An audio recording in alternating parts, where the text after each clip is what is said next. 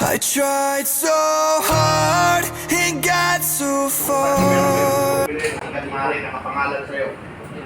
Especially ang lupa. Kung may bibili kayong lupa, make sure na sa'yo. Meron tayong ganyang kajolo. Hindi sa kanya nakapangalan. Gusto niya na umuwi. Wala siyang hinabutan. Yung pala niya.